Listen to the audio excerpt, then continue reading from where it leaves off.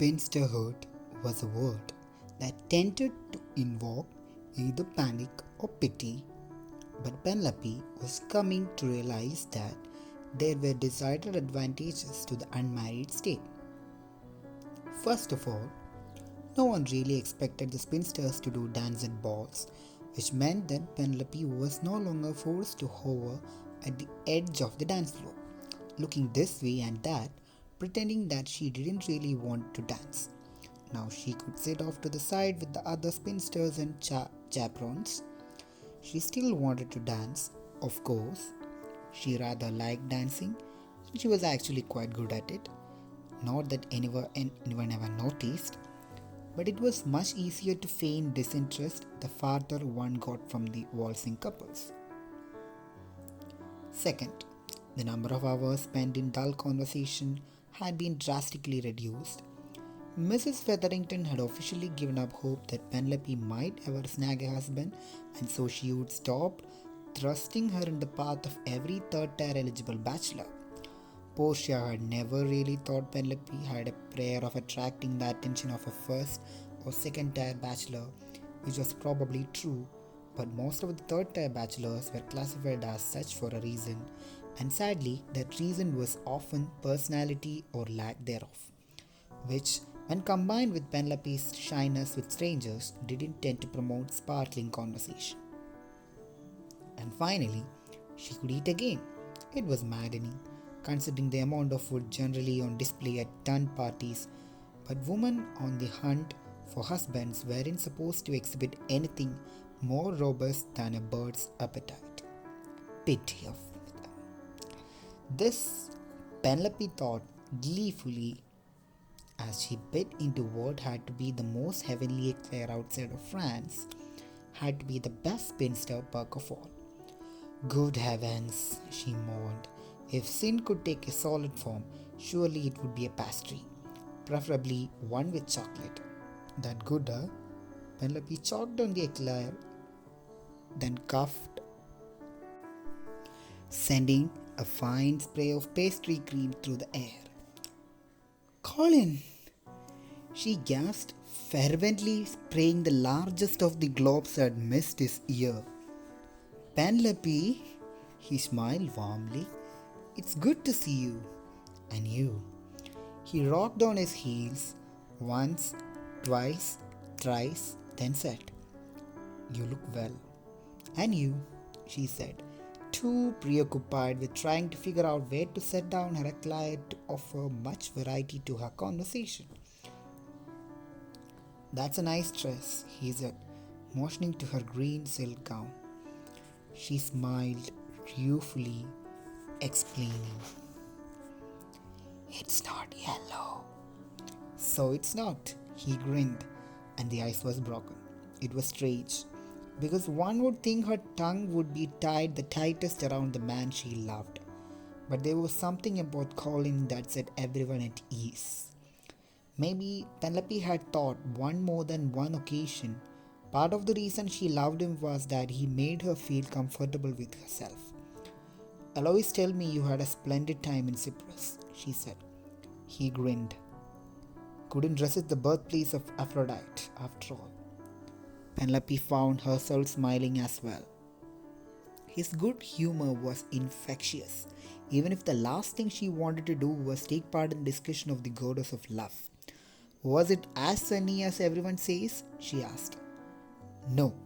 Forget I asked. I can see from your face that it was. I did acquire a bit of tan, he said with a nod. My mother nearly fainted when she saw me. From delight, I'm sure, Penelope said emphatically. She misses you terribly when you're gone, he leaned in. Come now, Penelope, surely you're not going to start in on me. Between my mother, Anthony, Eloise, and Daphne, I'm liable to perish of guilt. Not Benedict? She couldn't help quipping. He shot her a slightly smirky look. He's out of town. Ah, well, that explains his silence.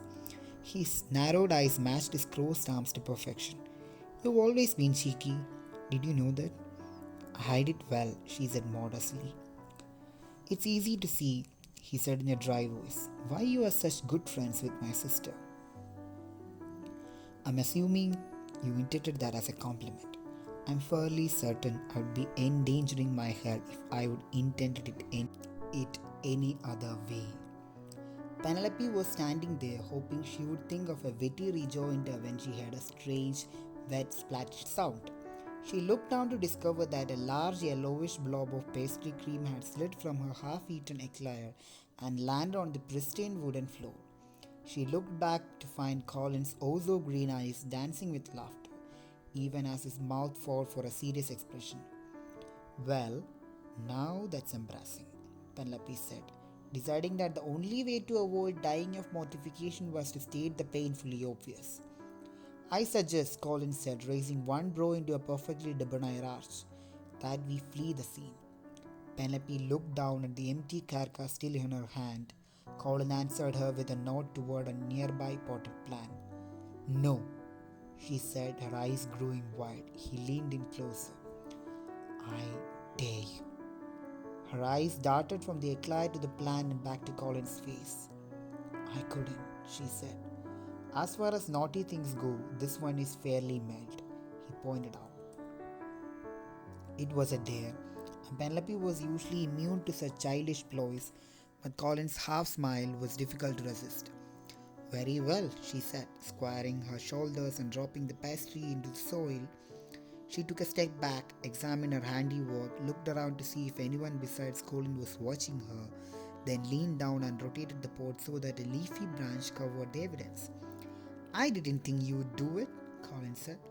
As you said, it's not terribly naughty. No, but it is my mother's favorite potted palm. Colin, Penelope whirled around, fully intending to sink her hand right back into the plant to retrieve the eclair. How could you let me? Wait a second. She straightened, her eyes narrowed. This isn't a palm. He was all innocence. It's not. It's a miniature orange tree. He blinked. Is it now? She scowled at him, or at least he hoped it was a scowl. It was difficult to scowl at Colin Bridgerton.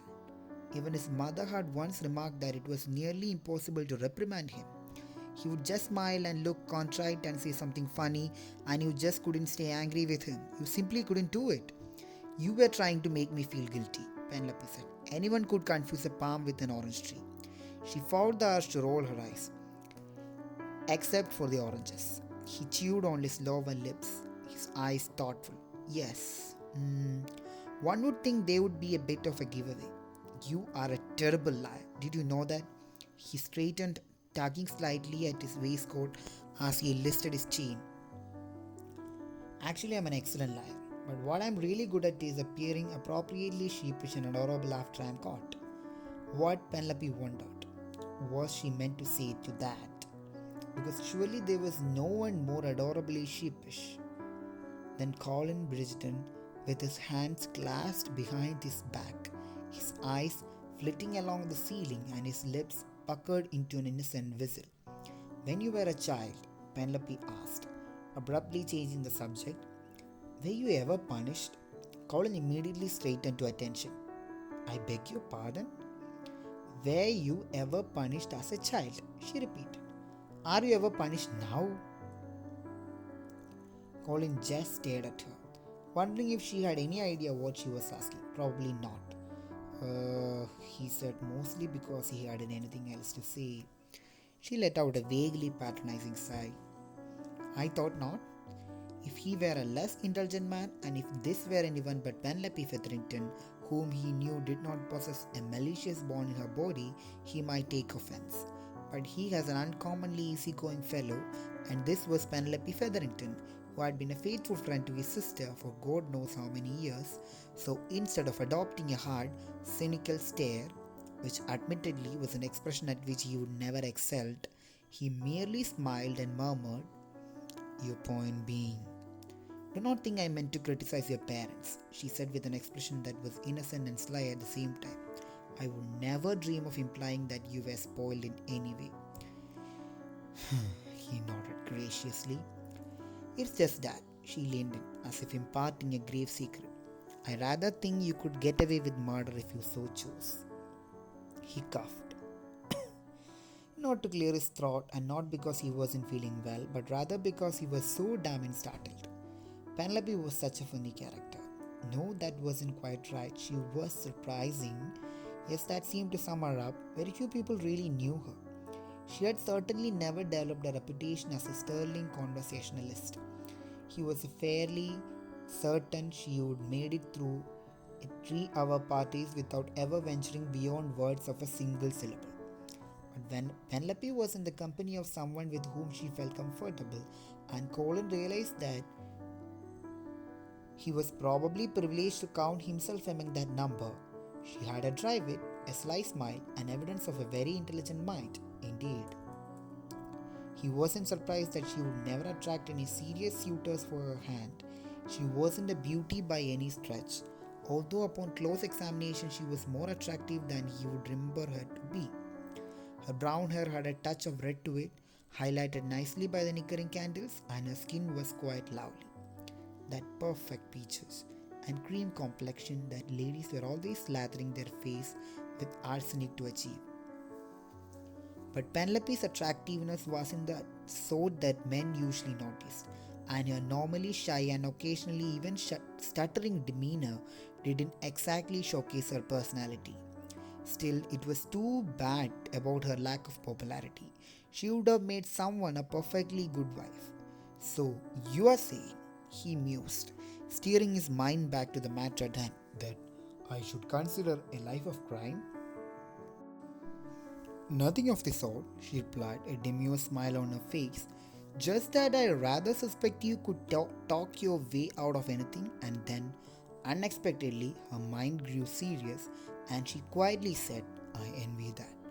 Colin surprised himself by holding out his hand and saying, Penelope Featherington, I think you should dance with me. And then Penelope surprised him by laughing and saying, That's very sweet of you to ask, but you don't have to dance with me any longer. His pride felt oddly pricked. What the devil do you mean by that? She shrugged. It's official now. I'm a spinster. There is no longer a reason to dance with me just so that I don't feel left out. That's not why I danced with you. He protested, but he knew that it was actually exactly the reason. And half the time, he would only remember to ask because his mother had poked him hard in the back and reminded him. She gave him a faintly pitying look, which galled him because he would never thought to be pitied by Penelope Featherington. If you think, he said, feeling his spine grow stiff, that I am going to allow you to wiggle out of a dance with me now, you're quite delusional. You don't have to dance with me just to prove you don't mind doing it, she said. I want to dance with you, he fairly growled. Very well, she said, after what seemed to be a ridiculously long pause. It would surely be churlish for me to refuse. It was probably churlish of you to doubt my intentions, he said as he took her arm. But I am willing to forgive you if you can forgive yourself. She stumbled, which made him smile. I do believe I'll manage, she chalked out. Excellent, he offered her a bland smile. I would hate to think of you living with guilt. The music was just beginning, so Penelope took his hand and curtsied as they began the minute. It was difficult to talk during the dance, which gave Penelope a few moments to catch her breath and gather her thoughts. Perhaps she would have been a bit too harsh with Colin. She shouldn't have scolded him for asking her to dance, and the truth was, those dances were among her most cherished memories. Did it really matter if he would only done it out of pity? It would have been worse if he would never ask her at all. She grimaced. Worse still. Did this mean she had to apologize?